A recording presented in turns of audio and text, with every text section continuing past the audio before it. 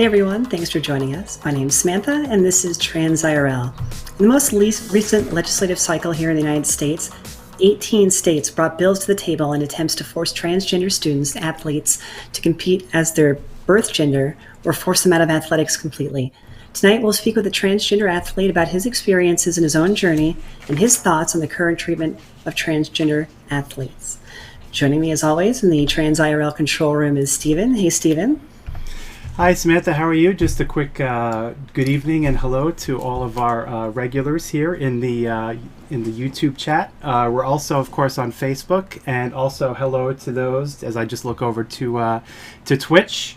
You'll be happy to know that after the show, we will be playing Roller Coaster Tycoon. If you want to stick around for that, if you're watching on Twitch with us, so that will be a very exciting thing between us and the Transvengers, of course.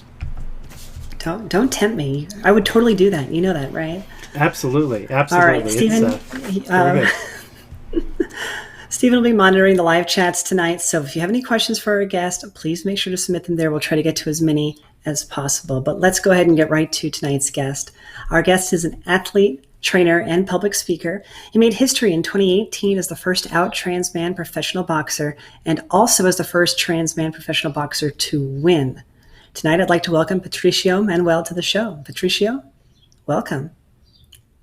All right, thanks so much for having me. Yeah, I mean, when I first heard your story, I was just so impressed. And I've been following your Instagram for a while now, and I'm just so amazed at everything that you've been able to accomplish. I don't want to put the cart before the horse. I'll let you tell your own story. I don't have to tell it for you. I wanted to start by allowing you a few moments here to talk a little bit about where you grew up and a little bit about your family. I grew up in Gardena, which is a smaller city south of Los Angeles. It's in Los Angeles County. And I grew up without my dad. I was raised by my mom, my grandma, my uncles, and my older sister. My older sister is also known pretty well in her line of work. She is an assistant curator for the ICA in Pennsylvania and is also out as queer and is also one of the few Black art curators out in the United States in major institutions. So I always like to say, like, we both pack a 1-2 punch in very different fields, but we both are very dedicated to our craft and really dedicated to making changes within institutions and places like boxing for me in museums like her for specifically Black people and marginalized trans and queer people. No, that's incredible that she's doing that work up there. I know a lot of, trans people, myself included, we knew we were different from a young age, even if we didn't have the words to explain it. When did you first feel that you were born in the wrong body? Well, it's funny when I think about being born in the wrong body, because as I can remember as a child, it didn't feel that I was in a wrong body. It was more that no one was acknowledging my truth when I stated it. So I learned to be quiet. And as I grew older, then things started feeling wrong. But I think it's really interesting to think about children tell us who they are at a very early age. And I know this isn't something that's unique to my case. Like, this is a very, very repetitive. We see it often in trans narratives that we knew who we were and other people were like, no, you're wrong. And, children are wired to seek approval for adults. And for me, I just learned to stop talking about it. It's interesting in my case because my sister, she is, like I said earlier, she's queer, and she's much more along the boy things, whatever that may mean. So we both did those activities. And I think in addition to the lack of, understanding or knowledge that trans people existed and that trans men were also a thing, I think it was just kind of lumped in of we were both tomboys. And then, of course, as we grew up, I started experiencing gender dysphoria, but I had no idea what that actually was. I just felt really terrible, all the time. I definitely experienced a lot of dissociation. I felt like pretty much high school, I was watching myself go through the motions, that my body became such a painful place to be that I just mentally checked out and would watch myself going through the motions. And it was actually boxing that really brought me back into my body and made me feel more comfortable, at least to be present in it long enough. I think you touched on something that so many trans people can relate to, in that for a lot of us, we had these feelings, we knew who we were, but we may not have had the right words, the right language to tell those who care about us at that age. And, in my story as well, I can remember being young, 8 or 9 years old, and trying to explain to my mom that I didn't feel right doing certain things. And, but I didn't have the words. I didn't have the word to say that, I'm transgender or anything else. So she blew it off. No, no, no. You'll be fine. Boys don't think that way. And not that she was trying to not be supportive or anything like that. She just literally didn't have the understanding or the comprehension of what I could even potentially be working with. And I think that forces a lot of young trans people into that cycle like that you brought up, which is we get really good at keeping those feelings in, because we learn that if we talk about those feelings, we get shut down. And for a young child, that can be very painful. Yeah, and we don't think about really the impact. Like, and this isn't just on like, oh, emotionally are feeling bad. Like, we are one entity. Our mind, our body, our feelings are all integrated together. So it literally wreaks havoc on our physiological bodies at the same time. Um, it's Oh, absolutely. always just fascinating to me that people don't respect the autonomy of children. Like, they're just these little extensions of you that you input information to, but have no ideas of their own. And, to me, I think that's where this violence starts. It really starts at an early age of being told that you are what I say you are, and that's it. That's final. And often we'll be given little allowances to deviate, use something that's considered so drastic. Usually there is some form of punishment, whether it's, my mom wasn't she was very accepting of us being queer, but I remember there being limitations. Like, I wanted boys underwear. Like, I was really into getting these like X-Men boys underwear from Target, and I was told no, even though I was allowed to wear shorts and shirts that boys wear. Just that whole concept of what is gender identified clothing. But even then that had some limits. And I'm really fortunate that was my experience, was just being told and denied, rather than facing violence or being literally exiled from a family. So, yeah, we are taught from a very early age that who we are is wrong. And I am very jealous of the generation coming up that now has the language to be able to say, no, this is what's going on with me. But I feel like as a result of that knowledge, those who oppose us now have the knowledge to pick it out earlier and immediately single out those people and make sure that any access that they have to living their true life is made difficult. And that's sort of the dichotomy of information, right? Of knowledge, of having that information. Of course, it's great for those families that want to be supportive, but just the same, it can be used against young trans kids with parents that now know a little bit too much about it, or not too much, but they now know what to look out for, signs that they can try to squash. So it is dangerous. And, the safety of trans kids is such an important conversation, such an important topic. It's such a fragile time in anyone's life. To have your identity questioned is enough to drive these kids to self-harm. And that's obviously something that I don't like to see, I don't like to hear about. And when I hear about families that aren't supportive, it's devastating. So it sounds like your parents or your mom had some support for you, but there were definitely limitations to what you could and couldn't do. I wanted to talk a little bit about how you got into boxing for the first time. You'd mentioned it. I just wanted to let you elaborate on that a little bit. Mm-hmm. So I got involved in boxing when I was about 16 years old. And this is kind of a roundabout way I got to it. But when I was a little kid, I was I still am, but like, I was very stereotypically nerdy. I loved Street Fighter and video games. Grew up in a Japanese community, had a lot of Japanese friends.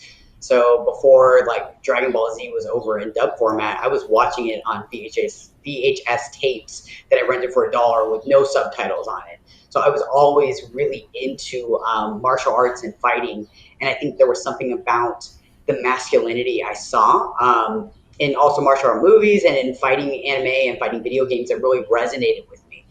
And it's interesting that planted such a powerful seed into, like, literally that's who I am today as a result of this fascination as a child. But as I grew older, I did martial arts for a minute, but when I hit puberty, I really just kind of stopped doing everything I loved. And when I was 16, I think I subconsciously realized I needed to make a change or I wasn't going to make it. I didn't have any sort of suicidal ideation, but I just didn't see a future for myself. And I asked my grandma for Christmas for boxing lessons, and she of course agreed. She was like, that wasn't the sport she would want for me, but she was like, whatever you want, I'm going to do it for you. She went with me to what is now closed, but was a historic boxing gym in downtown where she worked, LA Boxing Club, and I walked through that gym and I fell in love. And 17 years, here I am, still in boxing. How did boxing help you handle some of those feelings of dysphoria? I know for a lot of us, we kind of put ourselves into hobbies or passions as a way of pushing those feelings down so we don't have to deal with them right away. Yeah, I would say it was a mix of both for me. I think because my feelings were starting to manifest themselves into dissociation, that boxing helped me at least be present in my body, which helped ease that distress, but it didn't actually deal with the specific cause of those symptoms. For me, when I started, one, I was terrible. I lost my first three fights like straight off the bat, but I really loved it and I stuck with it. I really love the discipline. I think, in addition to other things I was going through at the time, beyond just gender dysphoria, just feeling a lack of control, boxing felt like something I could control. It felt like something that I could do to shift my body to being more, I don't even want to say appealing, because it felt more like I could just feel like myself when I looked in the mirror. I didn't know that Right. I had the option to like do hormones or have gender affirmation surgery. So I just thought like, okay, will be enough for me to get by.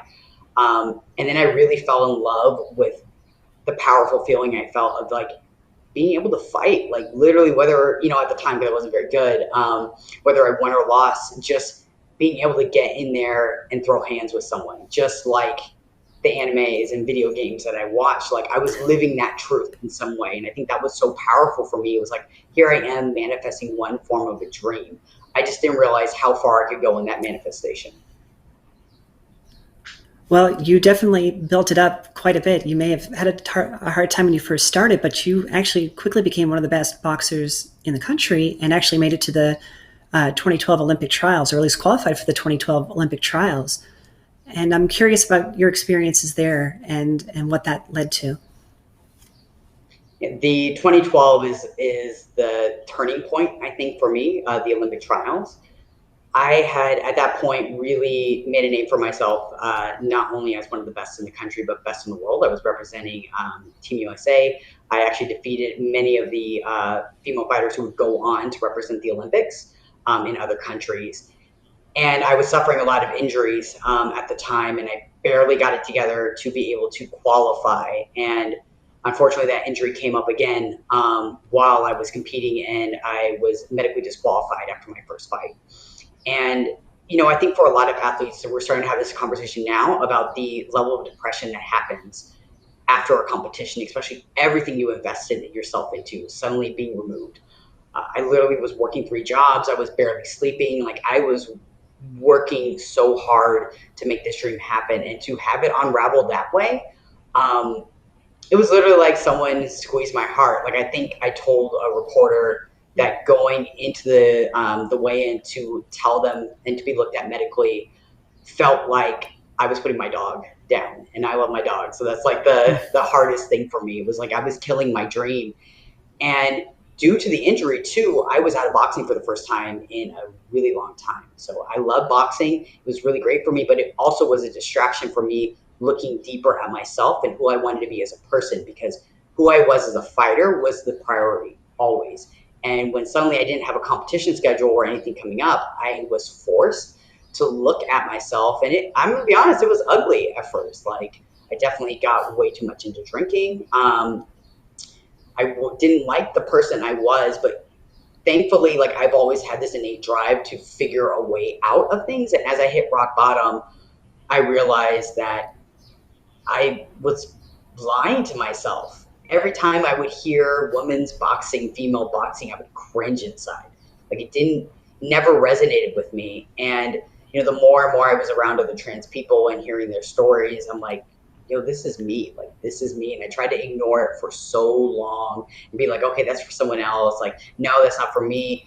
When I realized that I wasn't living my truth out there. And it was hard because so many people would talk about me being this out athlete. But honestly, like, I was in my own mental closet about being trans. And I realized then, like, this career is going to end, my boxing will end, and who will I be as a person? And I didn't want to be this broken shell of just wasted potential of life, not even just about my athletics. So in 2013, I decided to medically transition. And for me to really feel like I was being the man that I've always wanted to be, that I was that person I dreamed of growing up into as a child, that meant I had to continue boxing. So I went all in. I was like, I didn't know what was going to happen because there was no one out visibly who was trans in boxing. But I knew that I couldn't wait for someone else to open that door for me. Like, I needed to be true to myself. I needed to walk this path as I've always walked it. So let's talk about that a little bit. I want to talk a little bit about how you were accepted in the boxing community when you came out, but I'm also interested in how you were accepted in your own family.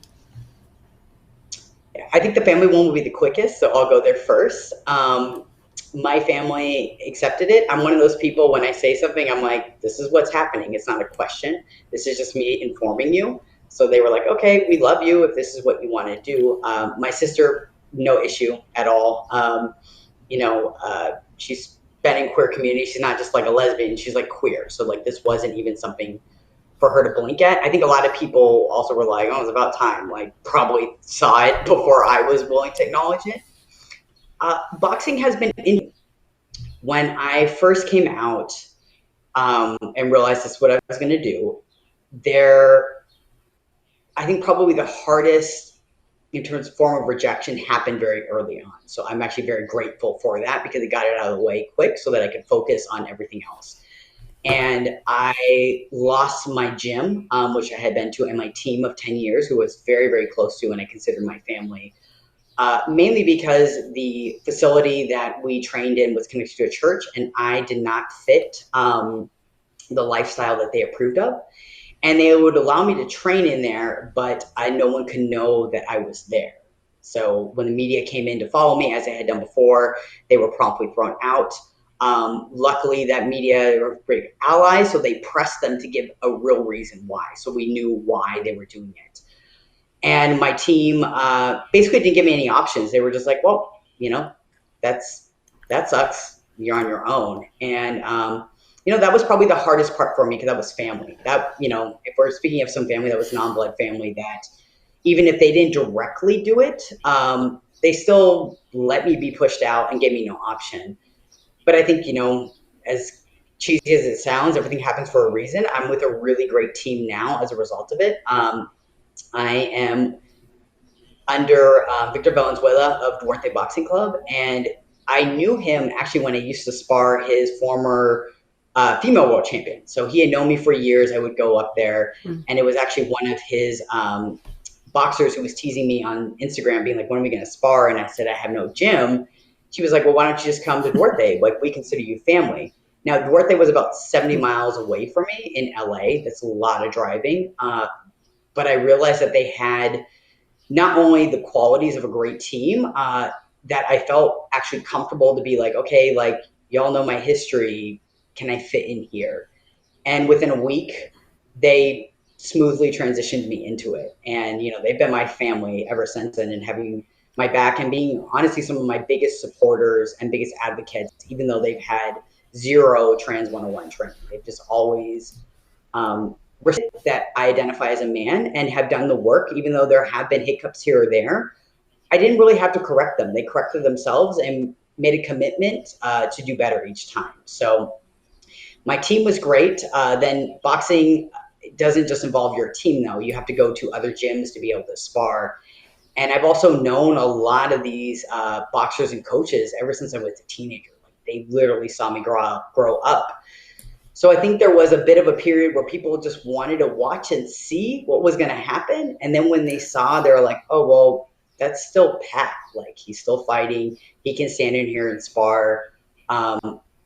it was during my first pro fight. So many of those fighters and so many of those, I mean, these are top level coaches. These aren't just like people who just happen to be around the sport. These are people who are committed and are training world champions who were coming up and saying, we've been following your story and we want to see you finally be able to do what we went for all the time. I've gotten so much respect and affirmation. And they bring me into these camps and I spar other male pros in my weight class. I am treated no different in the gym than any other man. That is incredible. And you touched on something really important for a lot of people out there. We have our blood families, but we also have our chosen families. And I'm so glad you were able to find a gym that embraced you as their son and worked with you to the level where you're at today. I think that's incredible. And I think that's an important reminder for a lot of people out there that you don't need to surround yourself with toxic people. You don't need the people who hold you back. There are people out there that will embrace you and that will love you. And sometimes we have to look for them, but it's worth it. It's so worth it. Yeah, and I think sometimes we're surprised who comes for us in support of us. I have definitely been very surprised at the people who have been like, if I was in your situation, I would have done the exact same thing. Like, they're like, to us, like, that is the manliest thing you can do is live your own truth. I've been really also moved by so many people who really didn't understand trans people and were homophobic and transphobic and have come to me and been like, because of you, I have actually changed the way I think about trans people. So also the willingness to admit their mistakes and own it and be like, okay, like I'm going to do better, or literally ask me, how can I do better? And I think that is a level of allyship that I expect if I'm going to call you my ally. It's not enough to be okay with me in the space, but like, how are you actually transforming your way of thinking and moving it beyond boxing and into conversations and into, everyday life? And I think this sport, and specifically being a part of this community that is primarily straight cisgender men of color, Black and Latino men primarily, and so many people always label us as the most homophobic, the most transphobic. But honestly, I have been embraced so lovingly by this community and have watched them change and be willing to learn and wonder, is it so much about transphobia, homophobia, or are we not having these conversations? And I feel very privileged, and I also consider it my responsibility to be able to hold these conversations and hold this community accountable so that they can continue to grow and learn.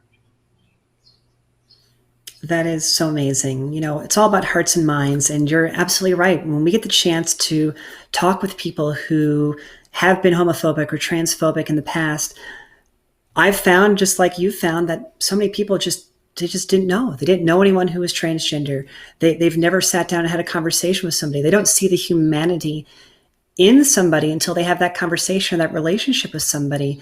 But it's so important. And to build true allies, as you said, where they're not only supporting you to your face, but they're supporting you when you're out of the room as well. And I think that's incredible, the inroads that you've made there in the boxing community. And you're absolutely right that, people have the capacity to learn and to love and to come on board if they have the chance to talk to people. And I think that's wonderful, the work that you're doing there. Yeah, and I would also like to point out that it's not even just about the learning and growing and admitting. It's when I look at my coach, Victor Valenzuela, like, this is a 60-something-year-old Latino man, Mexican man. People would make the assumption that he would have some sort of, bias or homophobia or transphobia. Let me tell you, I never had to tell that man anything. I literally have never had to tell him how to treat me as a person. And when people ask him, he's like, I just treat him like a person. Everyone's the same. So I think also holding the fact, like, there are people that need to grow and change. There also is important to acknowledge there are so many out there within all communities, especially within communities that, again, there are these biased assumptions that they would never be accepting. But again, like, I have found them to be the most accepting and often don't need training in order just to recognize my humanity. That's a fantastic point. We can be just as guilty as bias as anybody else, and assuming that just because someone falls into a certain demographic, they don't understand what it means to be transgender, or they don't have the capacity to care about somebody who is. So you're absolutely right there. Give people the chance to show you that they can comprehend it and they can support you. All right. Yep. I do want to talk about your experiences in preparing to box professionally, because in order to do that, you had to go through a process. You couldn't just come out and immediately go and box as yourself. You were actually held to a pretty high standard. I wanted to give you a chance just to talk through some of the medical requirements you had to go through before you were allowed to box. Yeah, the IOC has since, and sorry, I'm saying acronyms like everyone knows what it is. IOC is the International Olympic Committee, which sets a lot of precedent for other sports organizations to follow. They had, at the time I was trying to get my license, made it for trans male athletes, had to change all their paperwork and be recognized within their country as the gender they want to compete in. And they need to be 2 years under medical supervision of testosterone replacement therapy. And they also had to have at least top surgery, I think at the time. They have since laxed those rules for trans male athletes. I don't want to speak for trans female athletes, but there is a lot more scrutiny and red tape in order for them to be able to compete. So I think I need to acknowledge that my path, even if it's been difficult, has been easier than others. So first I went through all that. So I had to wait 2 years. So, boxing is not a young man's sport. Losing those 2 years was very difficult. I actually lost 4.5 as a result of my shoulder injury on top of it. So I lost a lot of time before I could compete. And then I had to work with USA Boxing to actually create the policy to put the theory that trans athletes could compete into actual working practice. And I'm very fortunate that I have a relationship with people at USA Boxing as a result of my competitive career. And then I had people advocate for me there to make sure that we got that through. And that once that is all done, you think like, yay, I'm gonna be able to fight. But boxing is very different than other sports. There is no mandatory competition per se. The way it works is you match up and it has to be consensual. Both people have to say yes to the match. So I often would find myself having people agree to it, them either Googling me or speaking to someone else and then mysteriously backing out. So I had so many fights fall through over and over and over until, and I just realized the anniversary just passed this week. It was actually Cinco de Mayo. What was it, 2016? I don't even remember about time anymore. Yeah, Cinco de Mayo 2016, I finally got someone to agree to a match. This was actually an opponent who had a lot more experience than me, but we trusted that I was ready to go in there. And, I think I proved a lot of people wrong, and I won that match after 4.5 years of being off against a more experienced opponent who now is like a very quality pro coming up through the ranks. I was able to show that I not only deserved to be in there, but I actually could win. And I think for me, even though it was an amateur match, it was such a huge event because I had my doubts then. I had been off for so long, so many changes. My body felt different. I was with a whole new team. There was so much going on, but I realized when I was in the ring, I knew what to do. There was no difference between a female fighter or a male fighter. There's an opponent across the ring, and I needed to execute, and I was able to execute. It was about 1.5 years after that fight where you had the opportunity for your first professional bout. Can you share a little about that experience? Yeah, so it's been the case for a lot of my career. I suffered an injury and was out longer than I wanted to after my amateur bouts. But this all happened and it was expedited because of, again, allyship. Eric Gomez, who is the president of Golden Boy Promotions, and Oscar De La Hoya, who is the CEO of Golden Boy Promotions and very well known, read my story in the LA Times. And they really were like, we believe in you. We believe you should have an opportunity. We want to make sure that it is given to you. So once I got healed, I tore a ligament in my thumb. Once I was healed and I was good to go, we went through the work then of putting into practice the theory that was around the California State Athletic Commission for trans athletes.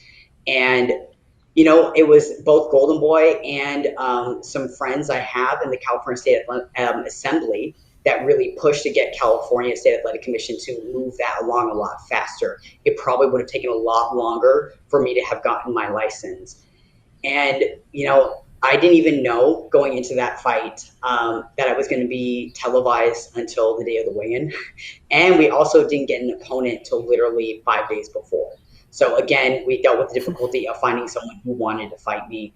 And I'm really grateful that Hugo Aguilar, that is the opponent there, he is, if people know anything about boxing, they understand like boxing is, it's a business. And he is one of these men who is brought into really tough fights. So his record looks a lot more deceiving than his actual capabilities. He has never been protected and been brought in against undefeated prospects, normally outside of Mexico, in Canada. So he was tough and he was game, and he said he found out 2 days before, and that to him it was respectful, that we both wanted the same thing and he was going to fight me just like any other man, which I really appreciate, having an opponent who really just saw me as I was. And I was able to go in there and really realize my dream of being a professional athlete. And on top of that, be able to broadcast that to so many other people so that they could see that someone like me can not only get in the ring and make it happen, but we can win. It's such an incredible fight. And for people who are watching out there, you can actually find the fight on YouTube. So it's definitely worth the watch. How did you feel, though, when they announced you the winner? I mean, that must have been just incredible. It's funny. I really didn't feel that much. I think because I had so long visualized myself winning, I never in my mind imagined myself losing. There was no scenario where I lost. There were scenarios where I got cut. There were scenarios when I got dropped. There were scenarios where I got hurt. There were never scenarios where I didn't win. So for me, it was like I already had gone through it so much in my head that I knew it was going to happen. And it's also interesting because it took me over a year to really process, and I'm still processing through everything that happened in that event and in that moment and all the feelings that came up. Because when you're fighting, everyone thinks that you're angry. You can't be angry in a fight. You can't truly be angry, because if you're angry, you're out of control. And an out of control fighter is a dangerous fighter for themselves, because you're about to run into something. So I was so practiced and I guess really cut off from my emotions, and maybe that extended into the win afterwards. That, for me, I'm like, I felt like, yeah, this is what I'm doing. I'm here to win, and I won. Now let's move on to the next one. I think where I really was able to feel something was during the walkout. And it was all the smoke blowing around me. My song went off, and there was a split second where I suddenly was like, oh crap, like everything you've worked for has come to this moment. But I know I couldn't let myself stay in that moment, so I immediately shut it down and just moved through it like all of the other fights I've been through. Fortunately, I have so much amateur background. I've been in the ring about 70 times at this point at a high level. I just try to treat it just like any other competition, and I think that's what allowed me to be able to go through the match. But it wasn't also without its bumps. I definitely, looking back on it, realized that I was trying to prove something. And Hugo caught me in the second round, I think it was, and definitely stunned me. Those gloves, for people who don't know boxing, it's a huge difference in transition going from the amateurs. The amateurs are 10-ounce gloves, and they have a little bubble of air over the knuckles. And pros are made, you have hand wraps, and you have smaller gloves, that are 8-ounce. And I had Cleto Reyes ones, which are known as puncher's gloves. So when you get hit, it's like being hit in a street fight, but harder, because it's protecting the hand to be able to hit you over and over and over again. But fortunately, I have such an amazing corner that when I came back, I was like, okay, you got to get back to the game plan. I followed my coach's instructions perfectly, was able to get that win. And I think that was the most important part, is like I needed to get that win. I had nothing to prove to anyone. That's incredible. As a trans athlete, you've faced, many people out there who have said you're not enough, that you couldn't hold your own in the ring. What do you say to them now? I mean, proof is in the pudding. But the thing is, haters will always find some excuse. Most of the hate I have found are from people who don't even understand boxing or even basic physiology. People go from saying, "Oh, it's a girl and will lose against a man," to that person's cheating because they're on steroids. So you can see that there is no logic to people's hate. I really try not to internalize it because it's more about their own limitations than necessarily about me. And ultimately, I know my community of boxing has my back, and not only the community of boxing, there are also so many people who reach out to me after my fight. And it was a little overwhelming, but really moving. After my fight, the audience booed me. Um, and, you know, for me, I kind of expected something negative to happen. Booing was one thing. I said my little line and got to move through it. And I had so many people. I think that actually amplified my story. Like, this is the way haters always end up doing it. Is like, because they brought attention to it, people started sharing my clip of them booing me. People were like, "Well, why are they booing this athlete?" So it actually amplified my story a lot more, and I got so much just amazing affirmation from people, not only trans people who were like, "I didn't know it was possible. I didn't know this was possible." Like, I think a lot of trans people didn't expect me to win, honestly, and no hate. Like, I don't think that they were hating about it. I just think they literally didn't think that it was possible because of the way we have been conditioned um, by society to immediately assume that someone who is female assigned at birth is inferior in every way to anyone that is male assigned at birth. I think a lot of people didn't realize that, like, yeah, I can get in there and fight other dudes. Like, I've had plenty of street fights even before T where I knock dudes out. Like, it's not a limitation for me being able to win a fight. So I think for a lot of people that suddenly gave them permission to imagine things they didn't believe was possible for themselves. And I also got a lot of great messages from cisgender people. A lot of cisgender men actually reached out to me and were like, wow, I really respect that. Literally the other day I was in a Walmart parking lot and one of the dads of a fighter that comes to our gym was like, "Oh, I just found out about your story. I had no idea." My partner was standing there and he goes, "Mad respect." Like, I get those constantly from people. Like, I'll be randomly somewhere and get this affirmation. But for me, the most moving one was I got this message from a father in Ireland, which I'm half Irish on my mom's side. So I also was like, a little proud of like my Irish heritage reaching out.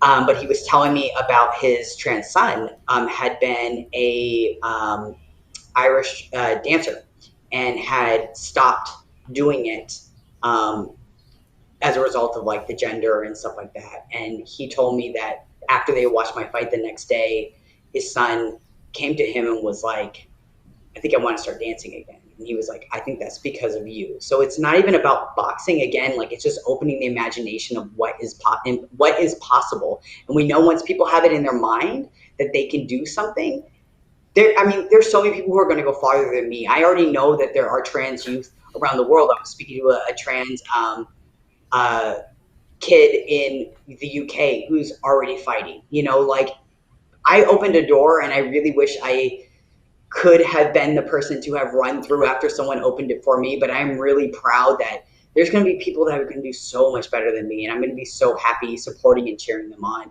no matter what they're doing. But whoever says you can't do something, like, I am living proof that it is possible. I mentioned at the start of the show, right now here in the US, we're dealing with all of these bills trying to keep trans athletes from competing as their true selves.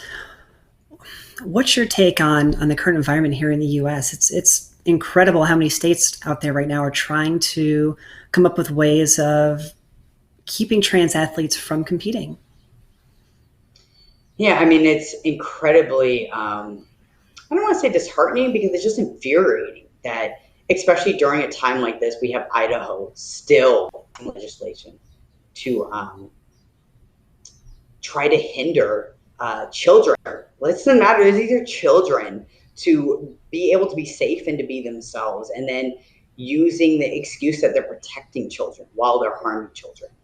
I always think that we need to understand and acknowledge where a lot of this is coming from. I think that it is the state's attempt to control the body, and it's much easier to control children's body than adult bodies. And I think the fact that they're pushing so hard is a clear indication that we are winning the culture war. they wouldn't be pushing this hard if so many more trans kids were standing up and affirming and saying, this is who I am and this is who I'm going to be. Like, the state is scared of that because these kids are going to grow up into being adults who are going to be voting them in. And yeah, I think it's also really important to discuss the fact that a lot of this transphobia is literally an extension of white supremacy. We look in Connecticut at the two black girl sprinters. Like, they were told that they are, men, even though they are literally high schoolers. They are kids competing against other girls and are being told that they aren't able to compete because they have some unfair advantage. I think if we look at the case of Caster Semenya, who is intersex, and I feel like this gets conflated, and then intersex people get completely left out of the equation at all. We have Caster Semenya, who, again, black athlete who was excelling and literally would not have been gender tested unless the white athlete who literally said, that's not fair, she's a man.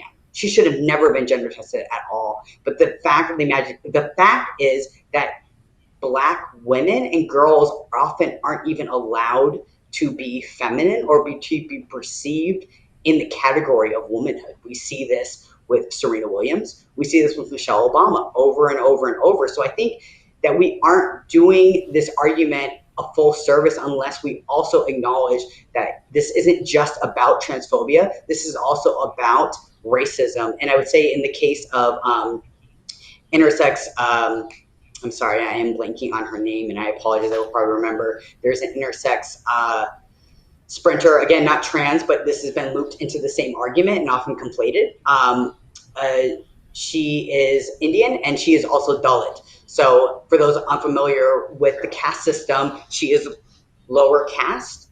So it has also been Dalit athletes who have been pulled aside for gender testing. So black and Dalit athletes are the ones being pulled aside and being brought into this equation of like, who is allowed to be a woman, even in cases where they're female assigned at birth.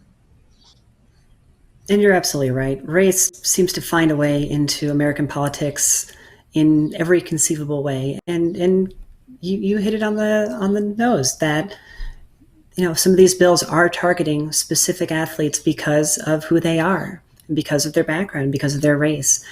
What I'm curious about for you personally, as what does it mean for you as a out and visible trans person of color? What kind of a responsibility do you feel that you carry in that situation?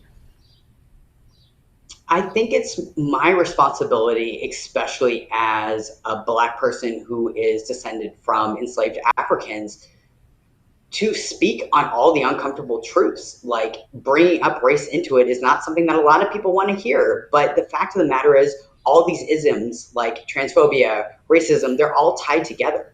These are all systems of domination that aren't just like one individual case. These are all interconnected. And even for black folks who aren't trans should care about trans rights, because this is still about the state trying to control another person's body, which literally is in my DNA. Like, I came to this country as a result of the forefathers of the United States controlling and owning my body. So I think all of these are so intricately tied. And I know a lot of people don't want to hear it, but I consider it my responsibility as a black man walking through this world who just happens to be trans to keep naming those truths. And I think, especially from a historical context, boxing has always been a place where black men have had their humanity recognized. We look at Jack Johnson, who was the first heavyweight black champion.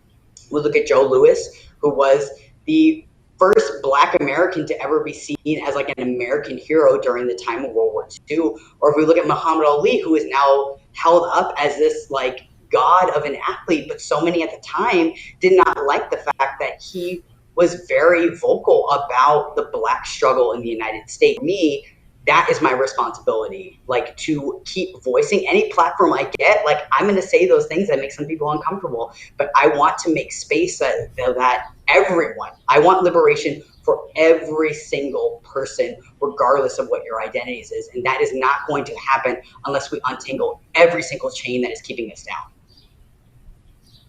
I couldn't agree with you more. And it's so important to say, and I'm so glad that you're here fighting and visible and available for people to see and to hear.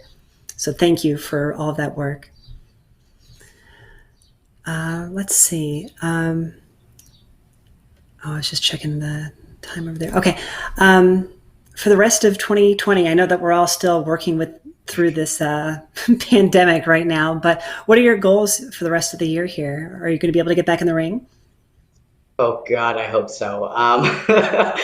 I yeah, unfortunately, 2019 did not go the way I wanted to. In addition to having trouble finding opponents, I'm also very, very fortunate to have Golden Boy Promotions having my back and committing to putting me on another card. I suffered some bad injuries again.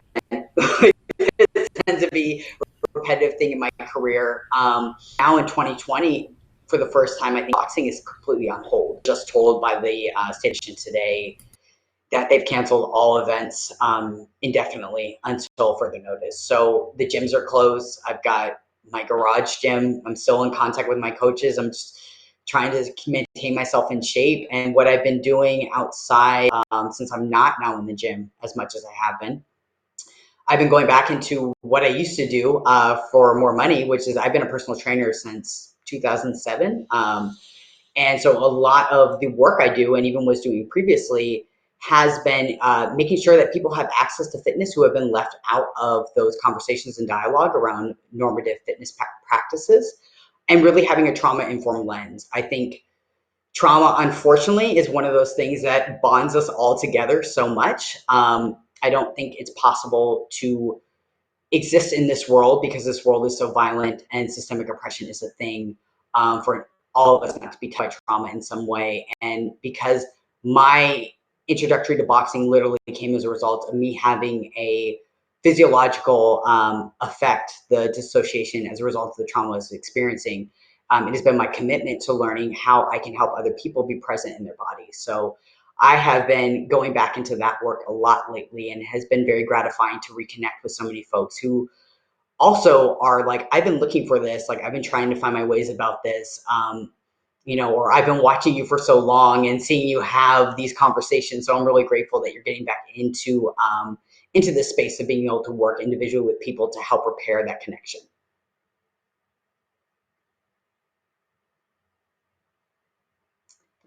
I don't think I can hear you. Oh, sorry. So for everyone who's watching out there, how can they learn more about your work and follow your career and maybe hire you as a trainer? Probably the best place to go is my Instagram. I am terrible at updating anything else. That is probably the easiest way to reach me. I also have a website, which I say one day, I don't know when that day is going to happen. I will update more, but that is patriciomanuel.com. All right. Well, that is the end of my questions. I wanted to say thank you so much for being open and honest and talking about the things that are hard to talk about. I think sometimes people come on the show and they're afraid to talk about them, or they get kind of pushed to the side, but I really appreciate you putting it all out there. I think it's important that we're honest. I think it's important we talk about the hard things, because unless we get the hard things done, we're not going to get anything done. So we do have some viewer questions as well. And I want to get over there to the viewer questions. Our first viewer question was, how did your nickname originate, and do you like it? For those who don't know, my nickname is Cacahuate or Peanut. And I was given that nickname, I think, back in like 2006 or 2007 by one of my former teammates who I still talk to, and they're also amazing pro athletes, pro boxers. And his brother was buzzing my hair down, like I think to like a 3 or a 2. So you could actually see my head.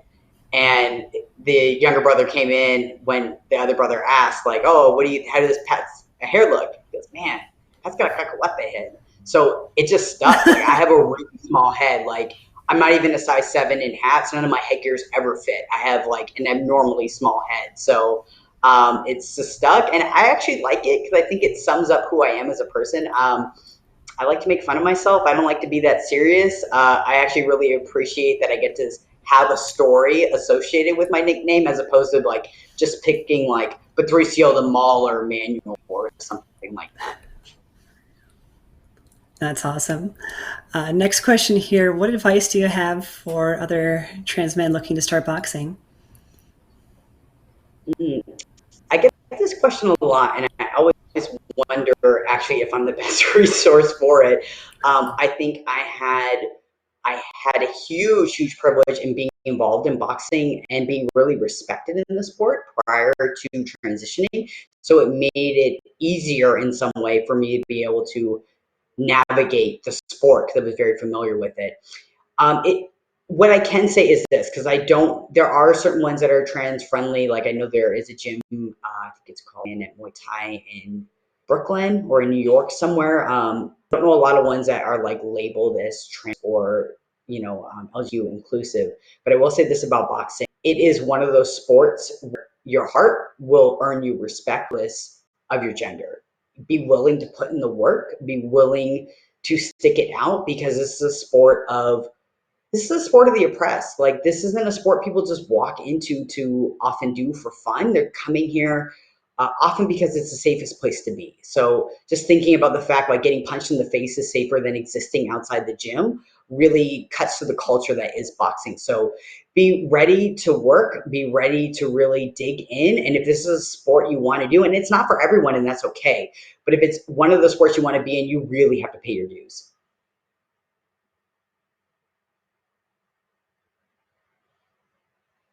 I can't hear you again. That's my bad. I keep doing the wrong button over here. But I wanted to get over to our YouTube questions as well. We had some questions come in through the live chat tonight. So the first question there, I'm curious if Patricio has any trans role models around the time of his transition. No, unfortunately, I didn't have role models per se, but I think I had at that point formed community with trans people. And, for me, my biggest source of inspiration comes from my peers and the people who are also doing like really dope work out there. So I think not necessarily like one trans person I was looking for, but like my network and community of friends who were trans really helped me, I guess, serve as an example of what was possible, even if it wasn't in the same field. All right. Our next YouTube question, bring it up here. Is taking testosterone considered a performance enhancing substance, and has HRT posed any issues in boxing regulations? Yeah, so this is the hot point question I wish people knew more about. So I'm always excited to be able to explain it. So technically speaking, testosterone can be performance enhancing. There are a lot of questions actually about how much testosterone is actually performance enhancing. There's a lot more substances you could take. Um, the thing is about TRT specifically, the rules that I follow are rules that cisgender men follow. I don't think a lot of people are aware of how many male athletes use testosterone replacement therapy. So I follow the exact same protocol as other male athletes that this is used as a supplementation to bring my levels to the normal ranges. So for me, I have to be monitored every 3 months. I have to have my blood work done. The commission stays on top of it. So I have an extra vigilance that other male athletes don't have to go through. But otherwise than that, it's called the therapeutic, excuse me, I'm talking over myself. It's called in sports a therapeutic use exemption. So there are a number of substances that are banned because they can be abused. So what they do is for people who medically need them, you are allowed to use them under medical supervision and have to go through some extra protocols so that it is heavily monitored. And for boxing, that really wasn't much of an issue because, again, those rules had already been set in place, and there are other male athletes who are on TRT. The difference is my story, therefore, kind of nullifies HIPAA. So that's why they don't get exposed, quote unquote, or talked about, is because they have protections. I don't even remember what HIPAA stands for, but it's basically a way where people aren't supposed to talk about your medical records to someone else. So I think people aren't really aware of how many other male athletes are using TRT to bring them up to the acceptable ranges. All right. I think we've got time for one more question from YouTube, so let's go ahead and pull that one up here. Last question of the night. Are trans women boxers or athletes in general embraced in the competitive athletic community the same way Patricio was as a trans man? Is there a different standard? I mean, I feel like if I don't explain anything, I'll just be like, no. Like, that's the honest truth. Um, and it's really unfortunate that there is a level of acceptance for me in the sport. And I think I think there's also something to be said about the fact that I am also very normatively masculine. Like I am very readable, and I think that also goes in a lot to my acceptance that I'm a straight man who happens to be like there. A lot of what we talk about is pretty much the same. Like me and cisgender straight men connect a lot because we are basically the same thing. Other than the fact that I was born and they made a mistake and said I was a girl. Unfortunately, that does not extend to trans women. I think a prime case of this, I know it wasn't boxing, because I actually don't know any boxers who are trans women. But in MMA, Fallon Fox had to deal with so much transphobia in the sport. And actually, even before I came out as a trans athlete, like I was putting my voice out there being like, I would have no problems fighting Fallon if she did boxing. I think there is a lot of ways to go, not just only in sports, but also in society, to really acknowledge and accept trans women as women, or as female athletes, depending on how they want to identify as their gender. They're unfortunately, like, I don't think people really understand how much trans women have to do and jump through in terms of being able to be recognized by athletic commissions and organizations as female athletes. And I would argue that it actually hinders them and makes them more vulnerable, like not only from a societal level, but also on an athletic level. They are not allowed to, in most organizations, compete with like any levels of testosterone. It's very, very low. While cisgender female athletes produce testosterone. We all have testosterone and estrogen. That's how the humans work. So actually, I would argue that despite so much of the attacks being thrown at trans female athletes, they're often put in a position where they are athletically compromised in order to be able to even compete in that sport. No, I think you covered it perfectly. I don't really have too much to add to that. Trans women are put through very rigorous testing to compete in athletics. The IOC standards are very clear, and those are based on scientific studies, not just recommendations. There's been work done to show that trans women who are on HRT and have been for years are able to compete with other women in sports. And I mean, we could talk about this topic by itself for an hour, but I won't. But I think you covered the important parts there, and that trans women athletes do face an uphill battle and will continue to face an uphill battle. I don't think we're anywhere even close to seeing the end of fights and lawsuits and attempts to ban trans women from athletics. All right, that marks the end of our questions. Patricio, if you'd hang tight for just a moment, I do want to talk about our episode next week. And next week, we're going to be joined by Dr. Sive Gallagher. She is a plastic and reconstructive surgeon who specializes in gender affirmation surgeries. And we'll be talking with her about her practice and the latest advancements in both top and bottom surgeries, and of course, answering your questions. So we'll be back here same time next week, 5 p.m. Pacific, 8 p.m. Eastern, on YouTube, Facebook, and Twitch. As a reminder, if you'd like to get notifications when we go live, don't forget to subscribe to our YouTube channel, transirl. And we're also on Facebook at transirl show and on Instagram at transirl. And we're now streaming on Twitch as well. So that's also under transirl. You can catch us there and then hang around for Transvengers who start their shows just after ours ends. So let's go ahead and bring everyone on here tonight. I think this was really an incredible conversation, really open conversation, Patricia. Thank you so much for taking the time tonight to sit down with me and answer a ton of questions and share a little bit of your story. Thank you so much again for giving me this opportunity to be able to speak my truths and my stories. And I really appreciate everyone that stuck around and was willing to hear it. All right. Thanks to everyone in the chat for watching. Thank you, Stephen, for running a fantastic show. We hope to see you again here next week. Have a great evening, everyone.